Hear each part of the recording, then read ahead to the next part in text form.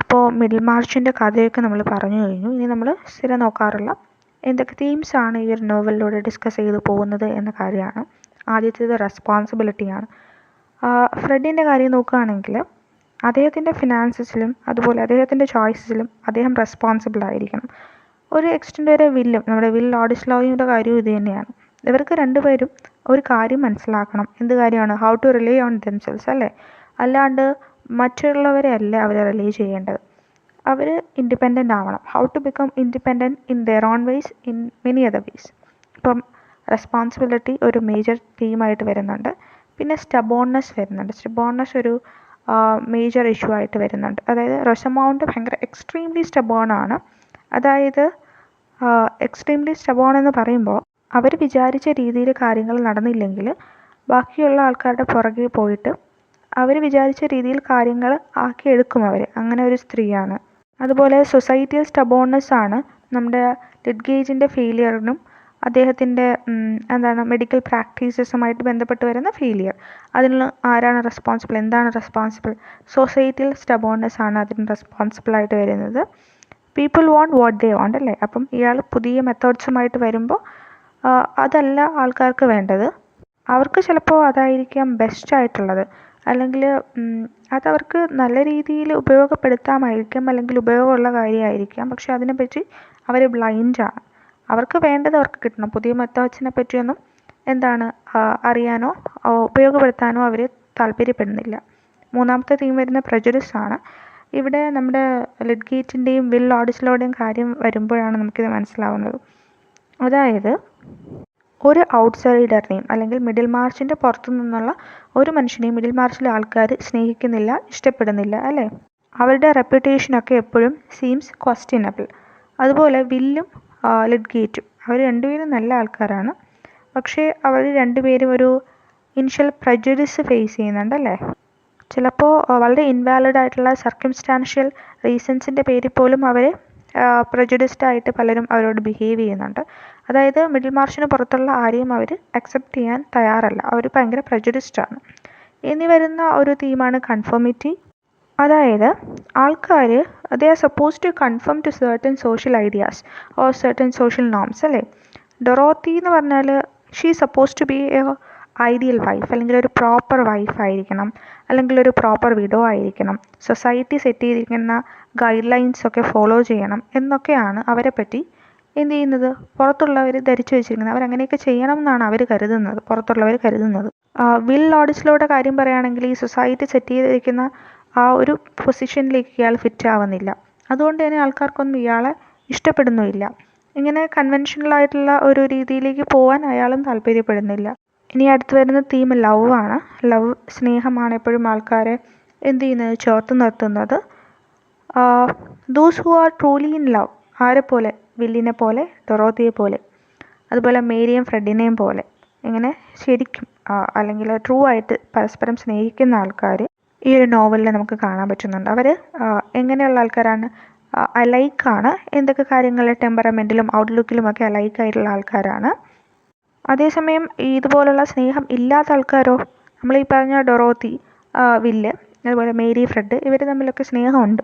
സ്നേഹം ഇല്ലാത്ത ബന്ധങ്ങൾ നമ്മളിവിടെ കാണുന്നുണ്ട് അല്ലേ. ലിഡ്ഗേറ്റും റോസമൗണ്ടും തമ്മിലുള്ള ബന്ധം, കാസബോണും ഡൊറോത്തിയും തമ്മിലുള്ള ബന്ധം, ഇതൊന്നും സ്നേഹമില്ലാത്ത അല്ലേ, സ്നേഹം ലാക്ക് ചെയ്യുന്ന ബന്ധങ്ങളാണ്. ഇതൊക്കെ ഒരു പരസ്പരം വളരെ ബുദ്ധിമുട്ടുള്ള ബന്ധങ്ങളായി മാറുന്നതും അതൊരു വളരെ ഡിസപ്പോയിൻമെൻറ്റ് മാത്രം അവർക്ക് സമ്മാനിക്കുന്നതും നമ്മൾ കാണുന്നുണ്ട്. ഇനി നമ്മൾ മിഡിൽ മാർച്ചിൻ്റെ യൂണിറ്റി, അതൊരു തീമായിട്ട് വരുന്നുണ്ട്. അതായത് മിഡിൽ മാർച്ചിലെ ഓരോ പേഴ്സണും എടുക്കുന്ന ഒരു ഡിസിഷൻ, അതിന് ആ ഒരു ഡിസിഷന് അറ്റ്ലീസ്റ്റ് മിഡിൽ മാർച്ചിലുള്ള ഒരു മനുഷ്യൻ്റെ ജീവിതത്തിനെങ്കിലും ഡയറക്റ്റായിട്ട് എഫക്റ്റ് ചെയ്യാൻ പറ്റുന്നുണ്ട്. അല്ലെങ്കിൽ മിഡിൽ മാർച്ചിലെ ഒരു മനുഷ്യൻ എടുക്കുന്ന ഒരു ഡിസിഷൻ അറ്റ്ലീസ്റ്റ് ഒരാളെങ്കിലും ഡയറക്റ്റ്ലി എന്ത് ചെയ്യുന്നുണ്ട്, എഫക്റ്റ് ചെയ്യുന്നുണ്ട്. അതിന് എക്സാമ്പിളായിട്ട് നമുക്ക് എന്ത് പറയാൻ പറ്റും? മേരിയുടെ ഡിസിഷൻ. ഏത് ഡിസിഷനാണ്? മേരി ഫ്രെഡിനെ കല്യാണം കഴിക്കാൻ പോകുന്നു എന്നുള്ള ആ ഒരു ഡിസിഷൻ. ആ ഡിസിഷൻ ആരെയാണ് എഫക്റ്റ് ചെയ്യുന്നത്? ഫെയർ ബ്രദറിനെ എഫക്റ്റ് ചെയ്യുന്നുണ്ട്. എങ്ങനെ എഫക്റ്റ് ചെയ്യുന്നു? അയാൾക്ക് മേരി കല്യാണം കഴിക്കാൻ താല്പര്യം ഉണ്ടായിരുന്നു. അപ്പോൾ ഇവർ കല്യാണം കഴിക്കുമ്പോൾ മേരി ഫ്രെഡിനെ കല്യാണം കഴിക്കുമ്പോൾ ഫെയർ ബ്രദർ വിവാഹം കഴിക്കാതെ ജീവിക്കാനാണ് താല്പര്യപ്പെടുന്നത്. അപ്പോൾ അത് അദ്ദേഹത്തെ എഫക്റ്റ് ചെയ്യുന്നുണ്ട്. അതുപോലെ ഡൊറോത്തിയുടെ ഡിസിഷൻ അല്ലേ, എന്ത് ഡിസിഷനാണ്? ഡൊറോത്തിക്ക് സർ ജെയിംസിനെ വേണ്ട, പക്ഷേ കാസബോണിനെ മതി എന്ന് പറയുന്നുണ്ട്. അപ്പോൾ കാസബോണിനെ ഡൊറോത്തി ചൂസ് ചെയ്യുമ്പോൾ നമ്മുടെ സർ ജെയിംസ് ആരെ ചൂസ് ചെയ്യുന്നു? സീലിയെ ചൂസ് ചെയ്യുന്നു. അപ്പോൾ ഡൊറോത്തിയുടെ ആ ഒരു ഡിസിഷൻ നമ്മുടെ സർ ജെയിംസിനെ എഫക്റ്റ് ചെയ്യുന്നുണ്ട് അല്ലേ? അങ്ങനെയാണ് അവർ എന്ത് ചെയ്യുന്നത്? അവർ കല്യാണം കഴിക്കുന്നത്. സർ ജെയിംസ് സീലിയെ വിവാഹം കഴിക്കുന്നത് അങ്ങനെയാണ്. ഇനി ബ്ലഡ് സ്റ്റോണിൻ്റെ കാര്യങ്ങൾ നോക്കുകയാണെങ്കിൽ അയലും റാഫിൾസും ചേർന്ന് നടത്തിയ വളരെ മോശപ്പെട്ട കുറേ ബിസിനസ്, അത് ആരെയൊക്കെ എഫക്റ്റ് ചെയ്യുന്നുണ്ട്? ലൈഗേറ്റിനെയും അതുപോലെ തന്നെ വിൽ ലോഡിസ്ലോയും എഫക്റ്റ് ചെയ്യുന്നുണ്ട് അല്ലേ?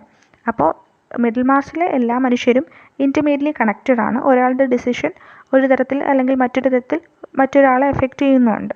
അതായത് ആരെയും ഡിസ്റ്റർബ് ചെയ്യാതെ ആർക്കും ഒന്നും ചെയ്യാൻ പറ്റില്ല എന്ന അത്രയ്ക്കും അടുപ്പം അല്ലെങ്കിൽ അത്രയ്ക്കും ഇൻറ്റിമേറ്റ്ലി കണക്റ്റഡ് ആണ് മിഡിൽ മാർസിലെ മനുഷ്യരല്ലേ? ഇനി വരുന്ന തീം എന്ന് പറയുന്നത് സൊസൈറ്റിയിൽ എക്സ്പെക്റ്റേഷൻസ് ആണ്. അതായത് ഓരോ മനുഷ്യരും ഓരോ സർട്ടൻ സിറ്റുവേഷൻസിൽ ഇത്തരത്തിൽ പെരുമാറണം അല്ലെങ്കിൽ പെരുമാറും എന്നുള്ളൊരു സോഷ്യൽ എക്സ്പെക്റ്റേഷൻ ഉണ്ട്.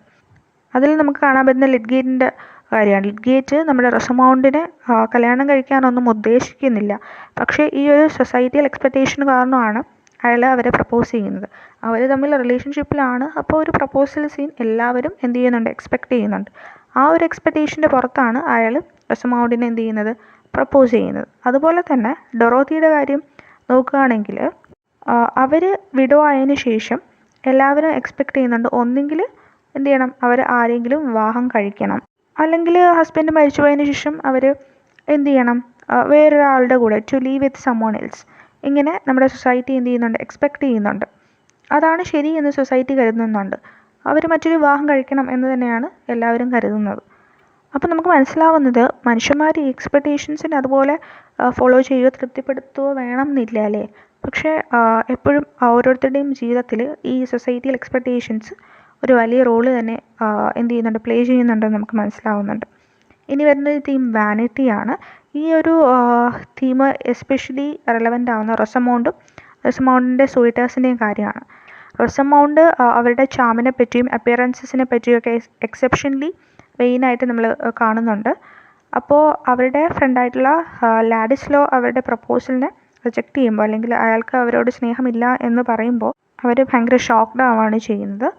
അവരുടെ അൺസക്സസ്ഫുൾ സൂയിറ്റേഴ്സ് എല്ലാവരും ഈക്വലി മെയിനാണെന്ന് നമുക്ക് കാണാൻ പറ്റുന്നുണ്ട്. കാരണം ഇവർ ഈ പറഞ്ഞ അൺസക്സസ്ഫുൾ ആയിട്ടുള്ള അല്ലെങ്കിൽ റിജക്റ്റഡ് ആയിട്ടുള്ള ഈ ഒരു സൂയിറ്റേഴ്സിനെയൊക്കെ റിജക്റ്റ് ചെയ്യുന്ന സമയത്ത് ഇവരെല്ലാവരും ബ്ലെയിം ചെയ്യുന്ന ആരെയാണ്? ലിഡ്ഗേറ്റിനെയാണ് ബ്ലെയിം ചെയ്യുന്നത്. അല്ലാതെ റൊസമൗണ്ടിന് അവരോട് ഇൻട്രസ്റ്റ് ഇല്ല, അതുകൊണ്ട് അവരെ എന്ത് ചെയ്തില്ല? അക്സെപ്റ്റ് ചെയ്തില്ല. റൊസമൗണ്ടിൻ്റെ ലാക്ക് ഓഫ് ഇൻട്രസ്റ്റിനെ അല്ല, പകരം അവർ ലിഡ്ഗേറ്റിനെയാണ് എന്ത് ചെയ്യുന്നത്? കുറ്റപ്പെടുത്തുന്നത് അല്ലേ? അവർ അക്സെപ്റ്റ് ചെയ്തില്ല, അവരെയൊന്നും അക്സെപ്റ്റ് ചെയ്തില്ല എന്ന കാര്യത്തിന് അയാളെയാണ് അവർ കുറ്റപ്പെടുത്തുന്നത്. ഇനി വരുന്നൊരു തീം സെൽഫ് ഡിസ്കവറിയാണ്. ഈ നോവലിലെ ക്യാരക്ടേഴ്സ് അവരുടെ ലൈഫിൽ പല പല ഇൻസിഡൻസ് ഉണ്ടാകുമ്പോൾ ഒരുപാട് കാര്യങ്ങൾ സ്വയം പഠിക്കുന്നുണ്ട്. ലിഡ്ഗേറ്റും റൊസമൗണ്ടും ആണെങ്കിൽ അവർക്ക് ഫിനാൻഷ്യൽ ട്രബിൾസൊക്കെ വരുമ്പോൾ എന്ത് ചെയ്യുന്നുണ്ട്? കുറേ കാര്യങ്ങൾ അവർ സ്വയം പഠിക്കുന്നുണ്ട്. അവർ അത് അക്കോർഡിംഗ്ലി അഡ്ജസ്റ്റ് ചെയ്യാൻ എന്ത് ചെയ്യുന്നുണ്ട്? പറ്റുന്നില്ല അവർക്കല്ലേ? They do not always adjust accordingly. പക്ഷെ അവർ കുറേ കാര്യങ്ങൾ പഠിക്കുന്നുണ്ട്. അതുപോലെ തന്നെ ഡൊറോത്തിയാണ് ഏറ്റവും ഡ്രമാറ്റിക് ആയിട്ടുള്ള ഒരു സെൽഫ് ഡിസ്കവറിയുടെ ജേർണി നമുക്ക് ഈ ഒരു വർക്കിൽ കാണിച്ചു തരുന്നത്. And she changes A great deal within the course of the novel. ഇനി വരുന്നൊരു തീം റിയാലിറ്റി വേഴ്സസ് എക്സ്പെക്റ്റേഷൻസ് ആണ്. അതായത് ഒരുപാട് ക്യാരക്ടേഴ്സിൻ്റെയും പ്രീ കൺസീവ്ഡ് ഐഡിയാസ്, നമുക്ക് എല്ലാവർക്കും പ്രീ കൺസീവ്ഡ് ഐഡിയാസ് ഉണ്ടല്ലേ? ഇവിടെ ഈ നോവലിലെ ക്യാരക്ടേഴ്സിനും കുറേ പ്രീ കൺസീവ്ഡ് ഐഡിയാസ് ഉണ്ട്, എസ്പെഷ്യലി എബൌട്ട് മാരേജ്.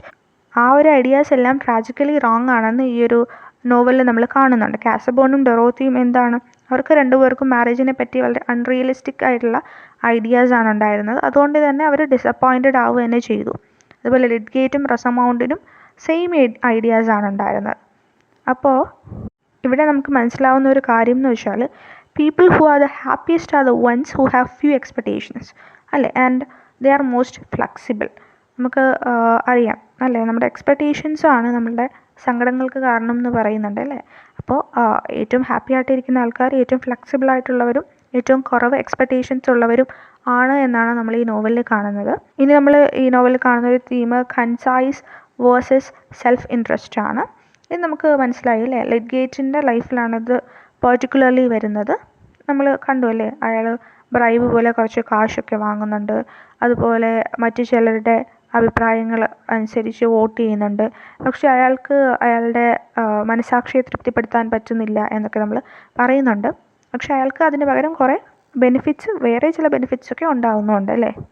ഇനി വരുന്നൊരു theme gender roles and expectations ആണ്. അത് നമുക്ക് ഡൊറോത്തിയുടെ കാര്യത്തിലാണ് വളരെ റെലവൻ്റ് ആയിട്ട് കാണാൻ പറ്റുന്നത്. മിഡിൽ മാർച്ച് സൊസൈറ്റിക്ക് കുറച്ച് ഡിഫൈൻഡ് ഐഡിയാസ് ഉണ്ട്. ഓരോ ജെൻഡറിലുള്ള ആൾക്കാർ സൊസൈറ്റിയിൽ ഇങ്ങനെയുള്ള കാര്യങ്ങൾ ചെയ്യണം എന്ന്. എസ്പെഷ്യലി സ്ത്രീകളുടെ കാര്യത്തിൽ ഈ നോംസിൽ നിന്ന് മാറി നടക്കുന്ന സ്ത്രീകളെ വളരെ മോശമായിട്ടാണ് അവർ കൺസിഡർ ചെയ്യുന്നത്. അവർ മാത്രമല്ല, എല്ലാ സൊസൈറ്റിയിലും ഇതൊക്കെ തന്നെയാണല്ലേ അവസ്ഥ. അപ്പം ഡൊറോത്തിയുടെ കാര്യം വരുമ്പോൾ അവരെല്ലാ കാര്യങ്ങളും ടോളറേറ്റ് ചെയ്യുന്നത് അവരൊരു ഗുഡ് ഫാമിലിയിൽ നിന്ന് വന്നതുകൊണ്ടും അവർ സൊസൈറ്റിയെ ഡിസ്റ്റർബ് ചെയ്യരുത് എന്നാഗ്രഹിക്കുന്നത് കൊണ്ടുമാണ്. പക്ഷെ അവർക്ക് ഭയങ്കര പ്രഷർ ഫേസ് ചെയ്യേണ്ടി വരുന്നുണ്ട് ഈ ഒരു അഡ്ജസ്റ്റ്മെൻറ്റിൽ. അവസാനം അവർ ഫോഴ്സ്ഡ് ആവുകയാണ് ടു ചേഞ്ച് ഹെർസെൽഫ്. അവരെങ്ങനെയാണ് ജീവിച്ചുകൊണ്ടിരുന്നത്? Conform to others ideas and submit herself to male leadership അല്ലേ. അവസാനം അവർക്ക് അതൊരു ഭയങ്കര പ്രഷറായിട്ട് വന്നിട്ട് അവസാനം she is forced to change herself അല്ലേ. പിന്നെ വരുന്നൊരു തീം പ്രോഗ്രസ് ആണ്. മിഡിൽ മാർച്ചിൽ ഇംഗ്ലീഷ് സൊസൈറ്റി ഇവോൾവ് ചെയ്യുന്നത് നമ്മൾ കാണുന്നുണ്ട്. ഏതൊക്കെ ഏരിയാസിലാണ്? സോഷ്യൽ, എക്കണോമിക്, ടെക്നോളജിക്കൽ ഏരിയാസിലൊക്കെ ആ സൊസൈറ്റി ഇവോൾവ് ചെയ്യുന്നത് നമ്മൾ കാണുന്നുണ്ട്. സോഷ്യലി ജെൻഡർ റോൾസിൻ്റെ ഐഡിയാസ്, അതുപോലെ ക്ലാസിൻ്റെ ഐഡിയാസൊക്കെ മാറി മറിയുന്നത് കാണുന്നുണ്ട്. സ്ത്രീകൾ കുറച്ചും കൂടി കോമ്പിറ്റൻ്റ് ആണെന്ന് പ്രൂവ് ചെയ്യുന്നത് നമ്മൾ കാണുന്നുണ്ട്. അതുപോലെ ഇൻഡസ്ട്രിയൽ റെവല്യൂഷൻ അവിടെ ഒരു ഗ്രേറ്റർ മൊബിലിറ്റി ക്രിയേറ്റ് ചെയ്യുന്നത് നമ്മൾ കാണുന്നുണ്ട്. ഇംഗ്ലണ്ടിൻ്റെ എക്കണോമി ചേഞ്ച് ചെയ്യുകയാണ്. ഇംഗ്ലണ്ടിൻ്റെ എക്കണോമി എങ്ങനെയായിരുന്നു? അരിസ്റ്റോക്രാറ്റിക് ആയിരുന്നു. Inheritance based system of holding wealth and land ആയിരുന്നു അല്ലേ. പാരമ്പര്യമായിട്ട് ലാൻഡും വെൽത്തും ഒക്കെ കൈവശം വെക്കുന്ന ഒരു രീതിയായിരുന്നു. അവിടെ നിന്ന് മാറി മറ്റൊരു തലത്തിൽ, അല്ലെങ്കിൽ ഏത് തലത്തിലാണ്? Based on commerce, business and manufacturing, അങ്ങനെ മാറുന്നത് നമ്മൾ കാണുന്നുണ്ട്. ടെക്നോളജി, മെഡിക്കൽ സയൻസ് എല്ലാം, അതുപോലെ ട്രാൻസ്പോർട്ടേഷനൊക്കെ ചേഞ്ച് ആവുന്നത് നമ്മൾ കാണുന്നുണ്ട്. ഈ ഒരു ചേഞ്ചസ് എല്ലാം മിഡിൽ മാർച്ചിലുടനീളം നമ്മൾ കാണുന്നുണ്ട്. ഇനി വരുന്നൊരു തീം പ്രൈഡാണ്. പ്രൈഡ് എന്ന് പറയുമ്പോൾ ഈ ഒരു വർക്കിൽ പ്രൈഡ് ചില ആൾക്കാരെ ഹെൽപ്പ് ചെയ്യുന്നതും അതേപോലെ ചില ആൾക്കാരെ ഹിൻഡർ ചെയ്യുന്നതും നമ്മൾ കാണുന്നുണ്ട് അല്ലേ. ഇത് ഡൊറോത്തിയുടെയും വില്ലോഡിസ്ലോയുടെയും ലിഡ്ഗേറ്റിൻ്റെയും ഒക്കെ ജീവിതത്തിൽ നമ്മൾ കാണുന്നുണ്ട്. പിന്നെ മണി വരുന്നുണ്ട്. മണിയും ഇതുപോലൊരു മേജർ തീമായിട്ട് വരുന്നുണ്ട്. മണി എന്ന് പറയുന്നത് റൂട്ട് ടു മെനി ഈവൽസ് ആണല്ലേ. അപ്പോൾ ഈ നോവലിൽ നോക്കുകയാണെങ്കിൽ ലിഡ്ഗേറ്റിന് ഭയങ്കര ഡെസ്പറേറ്റ് ആവുന്നുണ്ട്. ലിഡ്ഗേറ്റ് എന്തിന്? കാശിന് വേണ്ടിയിട്ട്. Fred despair when he has little money അല്ലേ. ഡൊറോത്തി ആണെങ്കിൽ അവരുടെ കയ്യിൽ കാശ് വരുമ്പോൾ എന്ത് ചെയ്യുന്നുണ്ട്? ജനറസ് ആവുന്നുണ്ട്. ഗാർത്ത് എന്ത് ചെയ്യുകയാണ്? കെയർഫുള്ളി ജീവിക്കുകയാണ്. മണി ലിമിറ്റഡ് ആകുമ്പോൾ മുതൽ ഗാർത്ത് സേവ് ചെയ്തിട്ട് കെയർഫുള്ളി ജീവിക്കുന്നതാണ് നമ്മൾ കാണുന്നത്. ഈ നോവലിലെ ഓരോ ക്യാരക്ടറിൻ്റെയും മേലെ മണിക്ക് പ്രൊഫൗണ്ട് ആയിട്ടുള്ള ഒരു എഫക്റ്റ് ഉള്ളതായിട്ട് നമ്മൾ കാണുന്നുണ്ട്. ഒരുപാട് ക്യാരക്ടേഴ്സും അവർക്ക് എത്ര കാശുണ്ട് എന്നതിൻ്റെ പേരിലൊക്കെ ജഡ്ജ് ചെയ്യുന്നത് നമ്മൾ കാണുന്നുണ്ട്. ഈ നോവലിലെ നല്ലവർ അല്ലെങ്കിൽ നല്ല മനുഷ്യരെന്ന് നമുക്ക് എടുത്തു പറയാവുന്ന ലോഡിസ്ലോയും അല്ലെങ്കിൽ ഫെയർ ബ്രദർ, അവർക്കൊക്കെ വളരെ കുറച്ച് കാശാണുള്ളത് എന്ന് നമ്മൾ കാണുന്നുണ്ട്. ഇനി പറയുന്ന ഒരു ടോപ്പിക് എന്ന് പറയുന്നത്, അല്ലെങ്കിൽ തീം എന്ന് പറയുന്നത് റൂമറാണ്. മിഡിൽ മാർച്ചിലെ മനുഷ്യരുടെ ജീവിതങ്ങളിൽ റൂമറിന് ഒരുപാട് ഇൻഫ്ലുവൻസ് ചെയ്യാൻ, അല്ലെങ്കിൽ ഇൻഫ്ലുവൻസ് ചെലുത്താൻ വേണ്ടി പറ്റുന്നുണ്ട്. ചില സമയങ്ങളിൽ ഫാക്ട്സിനെക്കാളും ഇൻഫ്ലുവൻസ് റൂമേഴ്സിന് ആണ് എന്ത് ചെയ്യാൻ പറ്റുന്നത്? ചെലുത്താൻ കഴിയുന്നത്. ബെൽസ്ട്രോഡിൻ്റെയും ലിഡ്ഗേറ്റിൻ്റെയും കാര്യത്തിൽ ഇത് സംഭവിക്കുന്നുണ്ട്. അവരുടെ ജീവിതങ്ങൾ ആകെ ബ്ലാക്ക് ആൻഡ് ആവുന്നുണ്ട് ഈ റൂമേഴ്സ് കാരണം.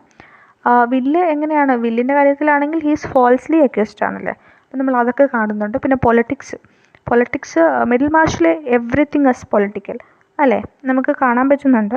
Most people strongly backing the conservative party. കൂടുതൽ ആൾക്കാരും കൺസർവേറ്റീവ് പാർട്ടിയാണ് ബാക്ക് ചെയ്യുന്നത്. പേഴ്സണൽ അലയൻസസും അവോഷൻസും ഒക്കെ ഈ പൊളിറ്റിക്സിനെ ബേസ് ചെയ്തിട്ടാണ്, അല്ലെങ്കിൽ പൊളിറ്റിക്കൽ ഐഡൻറ്റിഫിക്കേഷനെ ബേസ് ചെയ്തിട്ടാണ് ഇവിടെ നടക്കുന്നത്. ഇവിടെ എല്ലാ പൊളിറ്റിക്കൽ മാറ്റേഴ്സും പേഴ്സണലായി മാറുന്നത് നമ്മൾ കാണുന്നുണ്ട്. ഇനി വരുന്നൊരു ടോപ്പിക്ക് ഫാമിലി ഒബ്ലിഗേഷനാണ്. ഈ നോവലിലെ പല ക്യാരക്ടേഴ്സിനും ഈ ഒരു ഫാമിലി ഒബ്ലിഗേഷനെ പറ്റി ഡിഫറെൻറ്റ് ഐഡിയാസ് ആണുള്ളത് നമുക്ക് കാണാൻ പറ്റുന്നുണ്ട്. നമ്മുടെ ഫെയർ ബ്രദറിൻ്റെ റിലേഷൻസ് നോക്കുകയാണെങ്കിൽ നമുക്ക് മനസ്സിലാവുന്നത് they are entitled to money. ഇനി മിസ്സസ് ബ്ലസ്റ്റോഡിൻ്റെ റിലേഷൻഷിപ്സ് നോക്കുകയാണെങ്കിൽ അവരെന്താണ് വിശ്വസിക്കുന്നത്? She believes that she must help and advise a family. എന്തിനു വേണ്ടിയിട്ട്? To show support. നമ്മൾ കാണുന്നുണ്ട് അവർ പലരെയും അഡ്വൈസ് ചെയ്യുന്നതൊക്കെ അല്ലേ. അതേസമയം സർ ജെയിംസ് എങ്ങനെയാണ് അദ്ദേഹത്തിൻ്റെ ഫാമിലിയോടുള്ള അദ്ദേഹത്തിൻ്റെ റിഗാർഡ്സ് കാണിക്കുന്നത്? വളരെ പ്രൊട്ടക്റ്റീവ് ആയിക്കൊണ്ടും അതുപോലെ അദ്ദേഹത്തിൻ്റെ ഫാമിലി മെമ്പേഴ്സിന് ഒരു കോൺസ്റ്റൻറ്റ് അഡ്വൈസർ ആയിക്കൊണ്ടുമാണ് അല്ലേ. അതേസമയം കാസബോൺ ആണെങ്കിലോ, കാസബോൺ എന്താ ചെയ്യുന്നത്? Casaubon dispenses of his obligations through money അല്ലേ. ആൻഡ് ബ്ലഡ് സ്റ്റോർ ആണെങ്കിലോ attempts also to do the same. അയാളും കാശ് വെച്ചിട്ടാണ് കാര്യങ്ങളെ കൺസിഡർ ചെയ്യുന്നത്. ഇനി സോഷ്യൽ പൊസിഷനും ഒരു തീമായിട്ട് വരുന്നുണ്ട്. മിഡിൽ മാർഷിലെ ഒരു ഗ്രേറ്റ് ഡീലാണ് ഈ സോഷ്യൽ പൊസിഷൻ എന്ന് പറയുന്നത്. സോഷ്യൽ പൊസിഷൻ എന്ന് പറയുമ്പോൾ it means how much respect A person gets. അതിനെയാണ് നമ്മൾ സോഷ്യൽ പൊസിഷൻ എന്ന് പറയുന്നത്. ആ ഒരു പൊസിഷൻ്റെ ബേസിലാണ് ആൾക്കാർ അവരെ ട്രീറ്റ് ചെയ്യുന്നതും റിഗാർഡ് ചെയ്യുന്നതും ഒക്കെ. പീപ്പിൾ ഓഫ് ഹൈ സ്റ്റാറ്റസ് എങ്ങനെയാണ്? അവരെപ്പോഴും കുറച്ചും കൂടി നന്നായിട്ട് ഡെലിക്കേറ്റ്ലി ട്രീറ്റ് ചെയ്യുന്നത് നമ്മൾ കാണുന്നുണ്ട്. ആരെക്കാളും, കുറച്ച് കാശുള്ളവരെക്കാളും ഇവർക്കെപ്പോഴും കൂടുതൽ പ്രിവിലേജസ് ഒക്കെ കിട്ടുന്നത് നമ്മൾ കാണുന്നുണ്ട്. ലിറ്റ്ഗേറ്റിനും വിൽ ലോഡ്സിലൊക്കെ കുറച്ച് കാശുള്ളൂ അല്ലേ. അപ്പോൾ അവരെ എങ്ങനെ ട്രീറ്റ് ചെയ്യുന്നു, കാശുള്ളവരെ എങ്ങനെ ട്രീറ്റ് ചെയ്യുന്നു എന്നൊക്കെ നമ്മൾ കാണുന്നുണ്ട്. അതുപോലെ ബേർത്തും കണക്ഷൻസും, എവിടെ ജനിച്ചു, ആരായിട്ട് ജനിച്ചു, അവർക്ക് ആരൊക്കെ ആയിട്ട് കണക്ഷൻസ് ഉണ്ട്, ഇതൊക്കെയും ഒരാളുടെ പ്ലേസ് അല്ലെങ്കിൽ പൊസിഷൻ ഡിറ്റർമിൻ ചെയ്യുന്ന ഇമ്പോർട്ടൻറ്റ് ഫാക്ടേഴ്സായിട്ട് മാറുന്നുണ്ട്. അവർക്ക് സൊസൈറ്റിയിൽ നിന്ന് കിട്ടുന്ന റെസ്പെക്റ്റും അതുപോലെ മെറ്റീരിയൽ തിങ്സ് ആയാലും ഒക്കെ ഈ